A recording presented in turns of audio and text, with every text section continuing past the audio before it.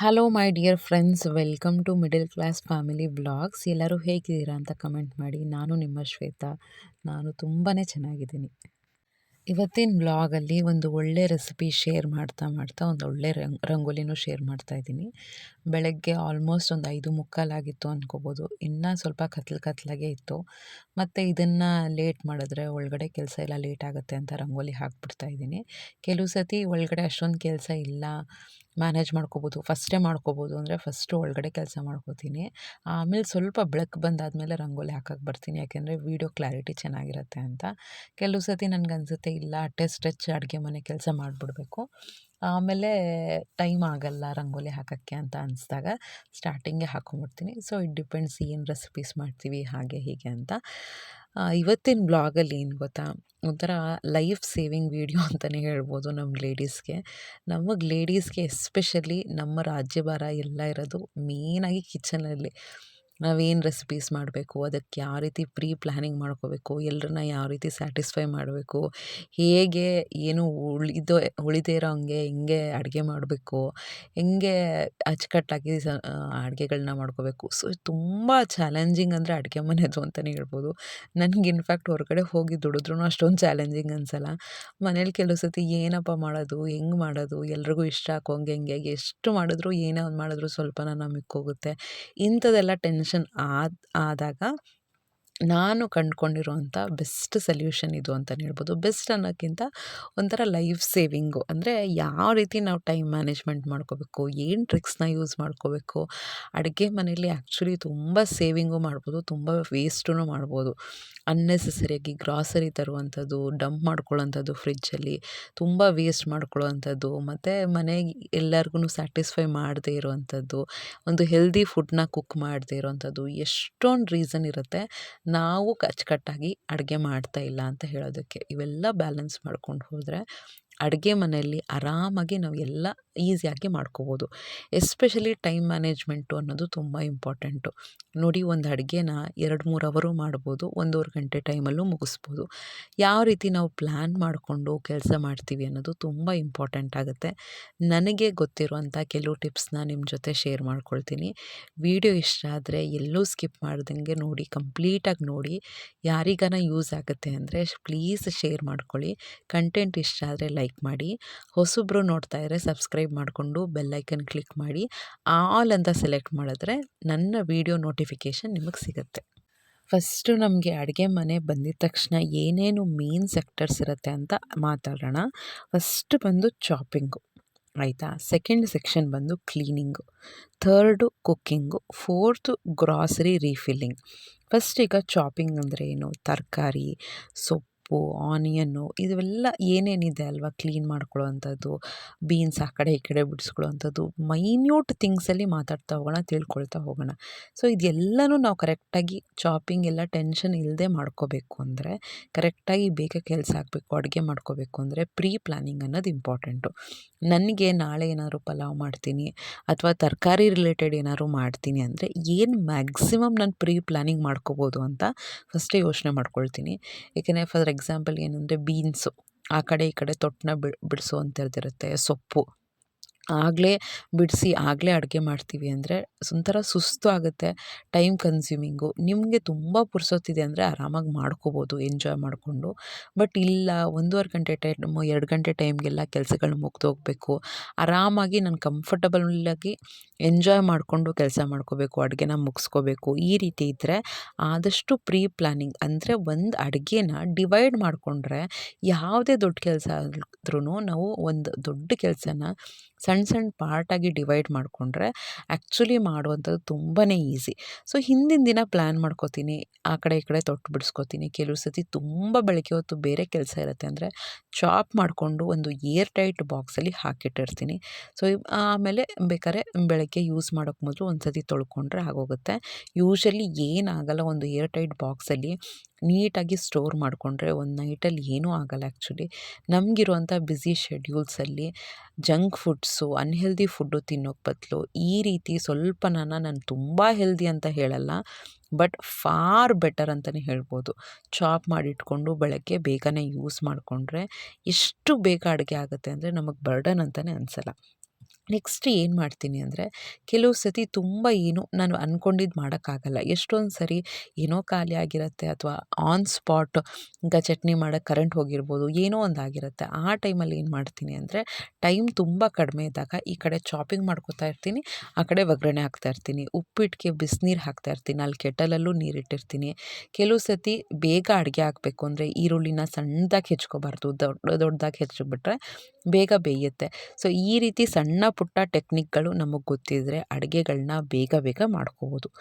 Next ಬಂದು cleaning. ನೋಡಿ, ನಾವು ಅಡುಗೆ ಮಾಡ್ತಾ ಮಾಡ್ತಾ ಶಾಪಿಂಗ್ ಮಾಡ್ತಾ ಮಾಡ್ತಾ ಬರೀ ಅದನ್ನೇ ಮಾಡ್ತಾ ಇರ್ತೀವಿ ಅಂದರೆ ಟೈಮ್ ತುಂಬ ಕನ್ಸ್ಯೂಮ್ ಆಗುತ್ತೆ. ಈಗ ನಾನು ಈರುಳ್ಳಿ ಸಿಪ್ಪೆ ಬಿಡಿಸ್ಕೊಂಡು ಕಟ್ ಮಾಡ್ತಾ ಇದ್ದೀನಿ, ಆಗಿದ ತಕ್ಷಣವೇ ಆ ಈರುಳ್ಳಿ ಸಿಪ್ಪೆನ 100% ನಾವು ಡಸ್ಟ್ಬಿನಲ್ಲಿ ಹಾಕ್ಬಿಡ್ಬೇಕು. ಒಂದೊಂದೇ ಆ ರೀತಿ ಎಲ್ಲ ಕ್ಲೀನಾಗಿ ಆ ಸೆಕ್ಷನ್ನ ಕ್ಲೀನ್ ಮಾಡ್ಕೊಂಡು ಬರ್ತಾಯಿದ್ರೆ ಲಾಸ್ಟಲ್ಲಿ ನಮಗೆ ಬರ್ಡನ್ ಆಗೋಲ್ಲ. ಈಗ ಒಂದು ಪ್ಲೇಟಲ್ಲಿ ಎಲ್ಲ ಜೋಡಿಸ್ಕೊಂಡಿರ್ತೀವಿ, ಈರುಳ್ಳಿ, ಟೊಮೆಟೊ, ಹಸಿಮೆಣ್ಸಿನ್ಕಾಯಿ ಎಲ್ಲ ಜೋಡಿಸ್ಕೊಂಡಿರ್ತೀವಲ್ವ, ಅದನ್ನು ಯೂಸ್ ಮಾಡಿದ ತಕ್ಷಣ ಜಸ್ಟ್ ನೀರಲ್ಲಿ ಅದನ್ನು ತೊಳೆದಿಟ್ರು ಬೇಗ ಕೆಲಸ ಮುಗ್ದೋಗುತ್ತೆ.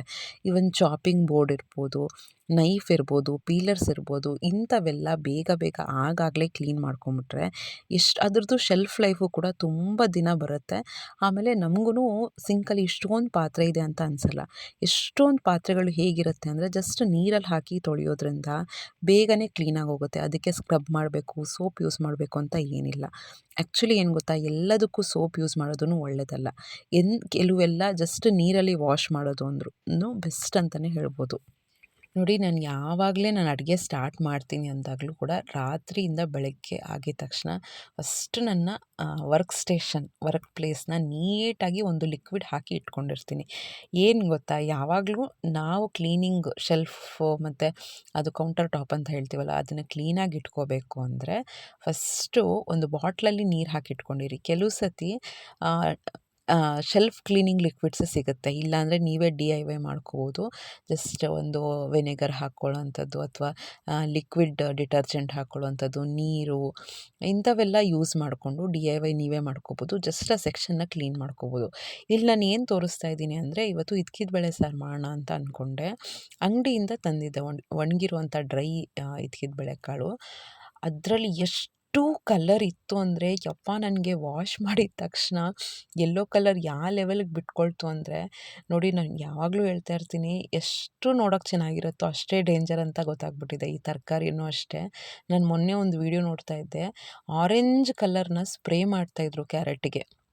ಅಂದರೆ ನೋಡೋಕ್ಕೆ ಫ್ರೆಶ್ ಇರುತ್ತೆ ಅಂತ ಅನ್ಕೋತೀವಿ, ಬಟ್ ಅದೆಲ್ಲ ಕಲರ್ಸ್ನ ಸ್ಪ್ರೇ ಮಾಡಿರ್ತಾರೆ. ಅದಕ್ಕೆ ಎಷ್ಟು ನಾವು ವಾಶ್ ಮಾಡಿ ಯೂಸ್ ಮಾಡ್ತೀವೋ, ಎಷ್ಟು ಚೆನ್ನಾಗಿ ಟೈಮ್ ತೊಗೊಂಡು ವಾಶ್ ಮಾಡ್ತೀವೋ ಅಷ್ಟು ಒಳ್ಳೆಯದು ಅಂತಲೇ ಹೇಳ್ಬೋದು. ನೆಕ್ಸ್ಟು ನಾನು ಇದ್ಕಿದ ಬೇಳೆ ಸಾರಿಗೆ ಒಂದು ಮಸಾಲೆ ರೆಡಿ ಮಾಡ್ಕೊಳ್ತಾ ಇದ್ದೀನಿ. ಜೊತೆಗೆ ಸೈಡಲ್ಲಿ ಏನು ಮಾಡ್ಕೊಂಬಿಟ್ಟೆ ಅಂದರೆ, ಈಗ ಕುಕ್ಕರ್ ಕುಕ್ಸಾಗಿ ಇಟ್ಬಿಟ್ಟಿದ್ದೀನಿ. ಅದರಲ್ಲಿ ಇದ್ಕಿದ ಬೇಳೆ ಒಣಗಿರೋಂಥದ್ದು, ನೀರು, ಉಪ್ಪು, ಎಣ್ಣೆ, ಅರಶಿನ ಇದಿಷ್ಟನ್ನು ಹಾಕಿ ಕೂಗಕ್ಕೆ ಇಟ್ಬಿಟ್ಟಿದ್ದೀನಿ ಕುಕ್ಕರಲ್ಲಿ. ನನಗೆ ಸ್ವಲ್ಪ ಸ್ಮ್ಯಾಶಿಯಾಗಿ ಬೇಯಿಸ್ಕೊಂಡ್ರೆ ಇಷ್ಟ ಆಗುತ್ತೆ. ನಿಮಗೆ ಯಾವ ರೀತಿ ಇಷ್ಟ ಆಗುತ್ತೋ, ಇನ್ನೂ ಸ್ವಲ್ಪ ಕಾಳು ಥರ ಇರಬೇಕು ಅಂದರೆ ಒಂದು ವಿಸಿಲ್ ಹಾಕಿಸ್ಕೊಳ್ಳಿ ಸಾಕು. ಇಲ್ಲಾಂದರೆ ಒಂದು ವಿಸಿಲ್ ಬರೋಕ್ಕಿಂತ ಮೊದಲೇ ಆಫ್ ಮಾಡಿಬಿಡಿ. ನನಗೆ ಇಷ್ಟ ಆಗುತ್ತೆ ಸ್ಮ್ಯಾಶಿಂಗ್ ಮಾಡುವಂಥದ್ದು, ಆ ಫ್ಲೇವರ್ ಚೆನ್ನಾಗಿರುತ್ತೆ ಅಂತ ಸ್ವಲ್ಪ 80% ಅಷ್ಟೇ ತುಂಬ ಬೇಯಿಸ್ಕೊಂಬಿಟ್ಟಿದ್ದೀನಿ. ಆಯಿತಾ, ಆ ರೀತಿ ಇಷ್ಟ ಆಗುತ್ತೆ ಅಂತ. ನೆಕ್ಸ್ಟ್ ಇಲ್ಲಿ ನಾನು ಕಾಯಿನ ಕಟ್ ಮಾಡ್ಕೊಳ್ತಾ ಇದ್ದೀನಿ. ಫ್ರೆಶ್ ಆಗಿರುವಂಥ ಕಾಯಿನ ಯೂಸ್ ಮಾಡಿಕೊಂಡು ಯಾವುದೇ ಮಸಾಲೆ ಸಾರು ಮಾಡಿದ್ರೂ ಕೂಡ ತುಂಬ ಚೆನ್ನಾಗಿರುತ್ತೆ. ಒಂದು ಸತಿ ಟ್ರೈ ಮಾಡಿ.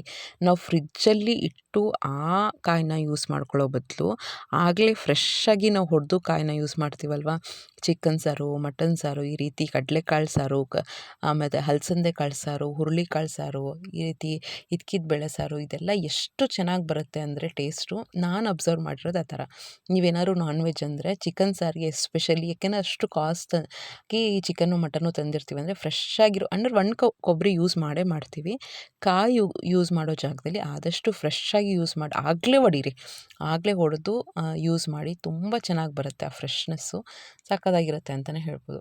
ನೆಕ್ಸ್ಟು ಈಗ ಕಾಯೆಲ್ಲ ಕಟ್ ಮಾಡ್ಕೊಂಡು ರೆಡಿ ಮಾಡ್ಕೊಳ್ತಾ ಇದ್ದೀನಿ. ಆ್ಯಸ್ ಯೂಶ್ವಲ್ ಮಸಾಲೆಗೆ ಚಕ್ಕೆ, ಲವಂಗ, ಶುಂಠಿ, ಬೆಳ್ಳುಳ್ಳಿ, ಈರುಳ್ಳಿ ಮತ್ತು ಇದು ಕಾಯಿ ಮತ್ತು ಹುರ್ಗಡ್ಲೆನೂ ಯೂಸ್ ಮಾಡಿದ್ದೆ.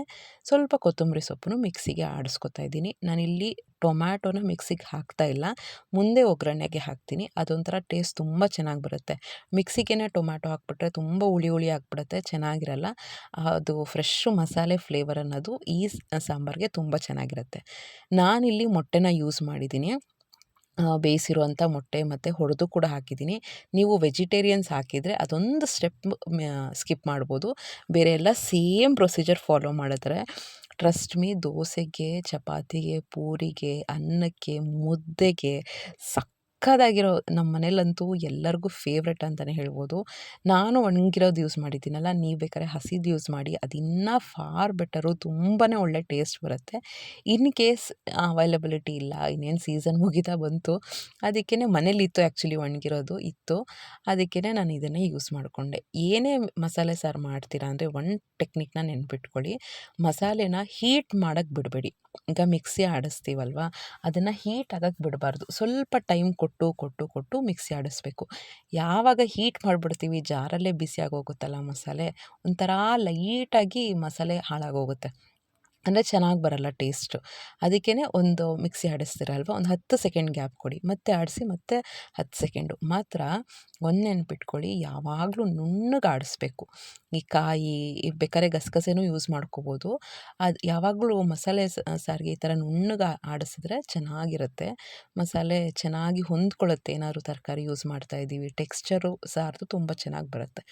ಜೊತೆಗೆ ನಾನು ಮಿಕ್ಸಿಗೆ ಖಾರದ ಪುಡಿ, ಧನಿಯಾ ಪುಡಿನೂ ಹಾಕಿದ್ದೀನಿ. ನೋಡಿ, ಈ ರೀತಿ ಮಸಾಲೆ ರೆಡಿ ಮಾಡ್ಕೊಂಬಿಡಿ. ಆ ಕಡೆ ಈಗ ನಾನು ಇದ್ಕಿದ ಬೇಳೆ, ಡ್ರೈ ಒಣಗಿರೋಂಥ ಇದ್ಕಿದ ಬೇಳೆನೂ ಬೇಯಿಸ್ಕೊಂಡಿದ್ದೀನಿ.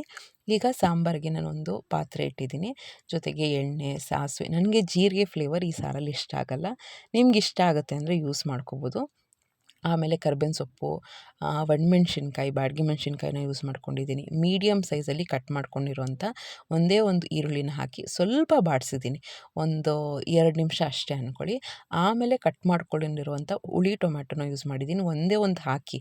ಆ್ಯಕ್ಚುಲಿ ಎಲ್ಲ ಸಾರಿಗೂ ಹುಳಿ ಅನ್ನೋದು ಇರಬೇಕು. ಆಮೇಲೆ ಸ್ವಲ್ಪ ಸಿಹಿ ಅಂಶ, ಖಾರಕ್ಕೆ ಐಟಮ್ಗೂ ಸ್ವಲ್ಪ ಸ್ವೀಟ್ ಅಂಶ ಹಾಕಿದ್ರೆ ನೀವು ನೋಡಿ ಡಿಫ್ರೆನ್ಸ್ ಎಷ್ಟು ಚೆನ್ನಾಗಿರುತ್ತೆ ಅಂತ.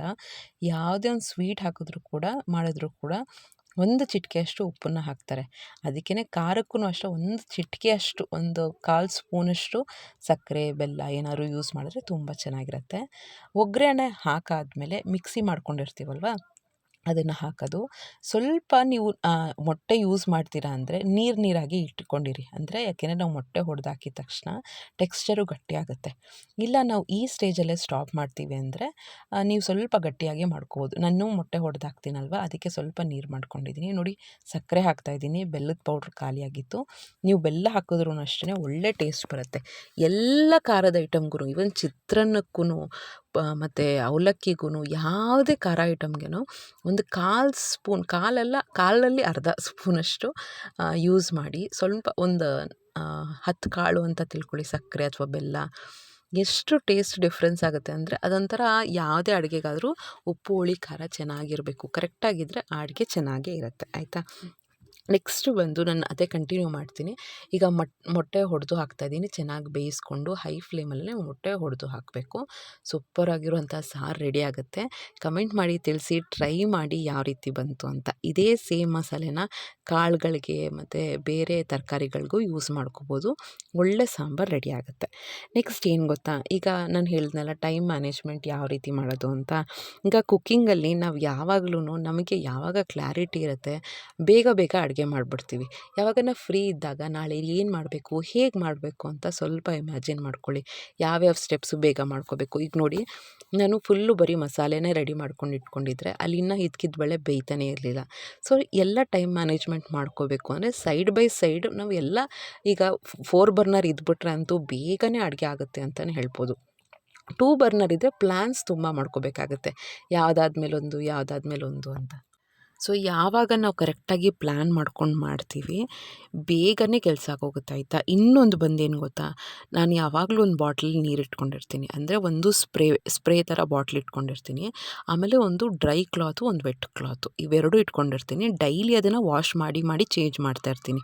ಅಂದರೆ ಒಂದು 3 ಸೆಟ್ ಇಟ್ಕೊಂಡ್ರೆ 3 ದಿನವೂ, ಒಂದು ದಿನಕ್ಕಾದಮೇಲೆ ವಾಶ್ ಮಾಡಿ ನಾನು ಇನ್ಫ್ಯಾಕ್ಟ್ ವಾಶ್ ಮಾಡೋದೂ ಕಿಚನಲ್ಲೇ ಮಾಡಿಬಿಡ್ತೀನಿ. ಅಲ್ಲೊಂದು ಚಿಕ್ಕ ಬ್ರಷ್ ಥರ ಇಟ್ಕೊಂಡ್ಬಿಟ್ಟಿದ್ದೀನಿ, ಡಿಶ್ ವಾಷಿಂಗ್ಗೆ ಹಾಕ್ಬಿಟ್ಟು ಹಾಕ್ಬಿಟ್ಟು ನೀಟಾಗಿ ಬ್ರಷ್ ಮಾಡಿ ಬಿಸಿಲಲ್ಲಿ ಒಣಗಿಸಿದ್ರೆ ಆಗೋಯ್ತು. ಸೊ ಅದನ್ನು ಥರ್ಡ್ ಡೇ ಯೂಸ್ ಮಾಡ್ತೀನಿ, ಮತ್ತು ಸೆಕೆಂಡ್ ಡೇದು ಫೋರ್ತ್ ಡೇ ಯೂಸ್ ಮಾಡ್ತೀನಿ. ಆ ರೀತಿ ಒಂದು 3 ಸೆಟ್ ಇಟ್ಕೊಂಬಿಟ್ರೆ, ಒಂದು ವೆಟ್ ಕ್ಲಾತು, ಒಂದು dry cloth, cotton cloths use ಮಾಡ್ಕೊಂಬಿಟ್ರೆ ಕ್ಲೀನಿಂಗ್ ಅನ್ನೋದು ಆ್ಯಕ್ಚುಲಿ ಈಸಿ. ಈಗ ಏನಾದರೂ ಚೆಲ್ತು ಒರೆಸ್ಬಿಡೋದು, ಏನಾದರೂ ಗ್ಲಾಸ್ ಬಾಟಲ್ಸು ಏನಾದರೂ ಕಂಟೈನರ್ಸ್ ತೊಗೊಳ್ತೀವಿ, ಅದರಲ್ಲಿ ಡ್ರೈ ಕ್ಲಾತಲ್ಲಿ ಒರೆಸ್ಬಿಡೋದು, ಅಥವಾ ಟಿಶ್ಯೂ ಪೇಪರ್ಸ್ ಯೂಸ್ ಮಾಡ್ಕೊಳ್ಳೋಂಥದ್ದು ಎಲ್ಲ ನಮ್ಮ ಕೈಯಲ್ಲೇ ಇರುತ್ತೆ. ಯಾವ ರೀತಿ ನಾವು ಮೇಂಟೈನ್ ಮಾಡ್ತೀವಿ, ಯಾವ ರೀತಿ ನಾವು ಕ್ಲೀನ್ ಮಾಡ್ತೀವಿ ಅಂತ. ನೆಕ್ಸ್ಟ್ ಗ್ರಾಸರಿ ರೀಫಿಲಿಂಗ್ ಅನ್ನೋದು ತುಂಬ ಇಂಪಾರ್ಟೆಂಟು. ನಾವು ಸ್ವಲ್ಪ ನೆಗ್ಲೆಕ್ಟ್ ಮಾಡಿದ್ರೂ ಕೂಡ ಇಡೀ ವಾರ ನಮಗೆ ಒಂಥರ ಟೆನ್ಷನ್ ಥರನೇ ಆಗ್ತಾ ಇರುತ್ತೆ. ಈಗ ನಾನು ಎಷ್ಟು ಸತಿ ಎಕ್ಸ್ಪೀರಿಯೆನ್ಸ್ ಮಾಡ್ಕೊಂಡಿದ್ದೀನಿ ಅಂದರೆ, ಕೆಲವು ದಿನಗಳ ಹಿಂದೆ ಎಲ್ಲ ನಾನು ಅಷ್ಟೊಂದು ಕಿಚನಲ್ಲಿ ಟೈಮ್ ಸ್ಪೆಂಡ್ ಮಾಡೋಕ್ಕಾಗ್ತಿರಲಿಲ್ಲ. ಬೇರೆ ಕೆಲಸಗಳು ಜಾಸ್ತಿ ಆಗಿರೋದ್ರಿಂದ ನಾನು ಕೆಲವು ಸತಿ ಗ್ರಾಸರಿದು ನೋಡ್ಕೊಳ್ತಾನೆ ಇರಲಿಲ್ಲ. ಆಗ ಒಂದು ಒಗ್ಗರಣೆ ಹಾಕಬೇಕು ಅಂತ ನೋಡಿದಾಗ ಒಂದು ಜೀರಿಗೆ ಇರಲ್ಲ, ಏನೋ ಒಂದು ಖಾಲಿಯಾಗಿರುತ್ತೆ, ಕಡಲೆಬೇಳೆ ಇರಲ್ಲ, ಒಂಥರ ಬೇಜಾರಾಗೋಗುತ್ತೆ. ಸೊ ಅದ್ರ ಬದಲಾಗಿ ಕರೆಕ್ಟಾಗಿ ಯಾವಾಗ ಏನು ಖಾಲಿ ಆಗುತ್ತೆ ಅದನ್ನೆಲ್ಲ ರೀಫಿಲ್ಲಿಂಗ್ ಮಾಡ್ತಾಯಿದ್ರೆ ಎಷ್ಟು ಬೇಗ ನಮಗೆ ಕೆಲಸ ಮುಗ್ದೋಗುತ್ತೆ ಅಂದರೆ, ಈ ಟೆನ್ಷನ್ನೇ ನಮಗೆ ಜಾಸ್ತಿ. ಅಲ್ಲಿ ಕೆಲಸ ಆ್ಯಕ್ಚುಲಿ ಜಾಸ್ತಿ ಇರಲ್ಲ, ಅಯ್ಯೋ ಮಾಡಬೇಕಲ್ಲ ಅನ್ನೋ ಒಂಥರ ಫೀಲಿಂಗಿಗೆ ಅದು ಇಷ್ಟು ದೊಡ್ಡದಾಗಿ ಕಾಣ್ತಾ ಇರುತ್ತೆ. ಆಮೇಲೆ ಯಾವಾಗಲೂ ಅಷ್ಟೇ, ಒಂದು ಗ್ರಾಸರಿ ಖಾಲಿ ಆಗಿದ ತಕ್ಷಣ ಒಂದು ರೂಲ್ನ ಫಾಲೋ ಮಾಡಿ, ಆ ಬಾಕ್ಸ್ನ ತೊಳೆದು ನಾವು ನೆಕ್ಸ್ಟು ರೀಫಿಲ್ಲಿಂಗ್ ಅನ್ನೋದು ಮಾಡ್ಕೋಬೇಕು. ಆಮೇಲೆ ಕೆಲಸ ಮಾಡ್ತಾ ಇರ್ತೀವಲ್ವ, ಸೈಮಲ್ಟೇನಿಯಸ್ ಆಗಿ ನಾವು ಮಾಡ್ಕೋಬೋದು. ಏನೋ ಈಗ ಸಾರು ಬೇಯ್ತಾ ಇರುತ್ತೆ, ಗೊಜ್ಜು ಬೇಯ್ತಾ ಇರುತ್ತೆ, ಈರುಳ್ಳಿ ಬೇಯ್ತಾ ಇರುತ್ತೆ, ಈ ಕಡೆ ಪಾತ್ರೆ ತೊಳ್ಕೊಳ್ಳೋವಂಥದ್ದು, ಆ ಕಡೆ ರೀಫಿಲ್ಲಿಂಗ್ ಮಾಡ್ಕೊಳ್ಳೋವಂಥದ್ದು, ಏನೋ ಒಂದು ಸುಮ್ಮನೆ ಒಂದು ಬಾಕ್ಸ್ ತೊಗೊಳ್ಳಿ, ಒಂದು ಸ್ಕ್ರಬ್ಬರ್ ತೊಗೊಳ್ಳಿ, ಹೊರಗಡೆಯಿಂದ ಸುಮ್ಮನೆ ತಿಕ್ಕಿ ಆಮೇಲೆ ಡ್ರೈ ಕ್ಲಾತಲ್ಲಿ ಒರೆಸಿ, ಎಲ್ಲ ನಮ್ಮ ಕೈಯಲ್ಲೇ ಇರುತ್ತೆ. ನಾವು ಯಾವ ರೀತಿ ಅದನ್ನು ಈಸಿ ಮಾಡ್ಕೋಬೇಕು ಅಂತ. ಸೊ ಡೈಲಿ ಅಂತೂ ಕೆಲಸ ಮಾಡಿಕೊಳ್ಳೇಬೇಕು, ಅಡುಗೆ ಮಾಡಲೇಬೇಕು, ಮನೆ ಮೇಂಟೈನ್ ಮಾಡಲೇಬೇಕು. ಅದನ್ನೇ ಸ್ಮಾರ್ಟಾಗಿ ಮಾಡೋಣ. ಹಾರ್ಡ್ ವರ್ಕಿಂಗಿಂತ ಈ ಕಾಲದಲ್ಲಿ ಸ್ಮಾರ್ಟ್ ವರ್ಕಿಂಗ್ ಮಾಡಿ ನಮ್ಗೆ ಏನರಲ್ಲಿ ಖುಷಿ ಸಿಗುತ್ತೋ, ಈಗ ಕುಕ್ಕಿಂಗಲ್ಲಿ ಖುಷಿ ಸಿಗುತ್ತೆ ಅಂದರೆ ಡಿಫ್ರೆಂಟ್ ರೆಸಿಪೀಸ್ ಈಗ ಟ್ರೈ ಮಾಡ್ಕೋಬೋದು. ಸೊ ಆ ರೀತಿ ಎಂಜಾಯ್ ಮಾಡಿಕೊಂಡು ಕೆಲಸಗಳನ್ನ ಮಾಡಿಕೊಂಡು ಟೈಮ್ ಮ್ಯಾನೇಜ್ಮೆಂಟ್ ಮಾಡಿಕೊಂಡ್ರೆ ಎಲ್ಲ ಕೆಲಸನೂ ಈಸಿ ಮಾಡ್ಕೋಬೋದು. ನಮಗೆ ಟಫೆಸ್ಟು ಅಂದರೆ ಕುಕ್ಕಿಂಗು, ಅದನ್ನು ಕೂಡ ಸ್ವಲ್ಪ ಪ್ಲ್ಯಾನ್ ಮಾಡಿಕೊಂಡ್ರೆ ಈಸಿಯಾಗಿ ಮಾಡ್ಕೋಬೋದು. ಕಿಚನ್ನು ತುಂಬ ಕ್ಲೀನಾಗಿ ಇಟ್ಕೋಬೇಕು ಅಂದರೆ ಸಿಂಕು, ಗ್ಯಾಸ್ ಸ್ಟವ್, ಕೌಂಟರ್ ಟಾಪ್ನ ಆದಷ್ಟು ನೀಟಾಗಿ ಇಟ್ಕೊಂಡಿರಿ. ಇವೆರಡು ಕ್ಲಾತ್ಸ್ನ ಯೂಸ್ ಮಾಡ್ತಾನೇ ಇರಿ. ಏನಾದರೂ ಚೆಲ್ತು ಸ್ಟವ್ ಮೇಲೆ, ಏನಾದರೂ ಹುಕ್ಕಿ ಬಂತು, ನಾರ್ಮಲ್ ಅವೆಲ್ಲ ಆಗ್ತಾನೆ ಇರುತ್ತೆ. ಸೊ ಆಗ ಈ ಕ್ಲಾತ್ಸ್ನ ಯೂಸ್ ಮಾಡಿಕೊಂಡು ಇಮಿಡಿಯೇಟಾಗಿ ವೈಪ್ ಮಾಡಿದ್ರೆ ಆಮೇಲೆ ತಿಕ್ಕಿ ತೊಳೆಯೋದೆಲ್ಲ ಏನೂ ಇರಲ್ಲ, ಬೇಗನೆ ಕೆಲಸ ಆಗ್ಬಿಡುತ್ತೆ. ಸೊ ಹೋಪ್ ಮೈ ಡಿಯರ್ ಫ್ರೆಂಡ್ಸ್, ಈ ವಿಡಿಯೋ ಇಷ್ಟ ಆಗಿದೆ ಅಂದ್ಕೊಳ್ತೀನಿ. ಆದಷ್ಟು ಸ್ಮಾರ್ಟಾಗಿ ಕೆಲಸ ಮಾಡ್ಕೊಳ್ತಾ ಬೇಗ ಕೆಲಸ ಮಾಡಿಕೊಂಡು ಬರ್ಡನ್ ತೊಗೊಳ್ಳದೆ ನಮಗೆ ಇರುವಂಥ ಡೈಲಿ ಟಾಸ್ಕ್ನ ಕಂಪ್ಲೀಟ್ ಮಾಡ್ಕೊಳ್ಳೋಣ ಅಂತ ಹೇಳ್ತಾ ಇವತ್ತಿನ ವ್ಲಾಗ್ನ ಮುಗಿಸ್ತಾ ಇದ್ದೀನಿ. ಪ್ಲೀಸ್ ಸಬ್ಸ್ಕ್ರೈಬ್ ಮಾಡಿಕೊಂಡು ಬೆಲ್ ಐಕನ್ ಕ್ಲಿಕ್ ಮಾಡಿ. ಈ ಕಂಟೆಂಟ್ ಇಷ್ಟ ಆದರೆ ಲೈಕ್ ಮಾಡಿ. ನಿಮಗೆ ಯಾವುದಾನ ಟಾಪಿಕ್ ಬೇಕು ಅಂದರೆ ಪ್ಲೀಸ್ ಕಮೆಂಟ್ ಬಾಕ್ಸಲ್ಲಿ ತಿಳಿಸಿ. ಆ ಕಂಟೆಂಟ್ ಬಗ್ಗೆ ನಾನು ಡೆಫಿನೆಟ್ಲಿ ಒಂದು ವಿಡಿಯೋ ಅನ್ನೋದು ಮಾಡ್ತೀನಿ. ನಿಮ್ಮ ಒಳ್ಳೆ ಕಮೆಂಟ್ಸ್ನ ನೋಡಿನೇ ತುಂಬ ಖುಷಿಯಾಗುತ್ತೆ ಅಂತ ಹೇಳ್ಬೋದು. ನಿಮ್ಮ ಕಮೆಂಟ್ಸೇ ನನಗೆ ಮೋಟಿವೇಶನ್ನು. ಸೊ ಮುಂದಿನ ವ್ಲಾಗಲ್ಲಿ ಸಿಗ್ತೀನಿ. ನಮಸ್ಕಾರ.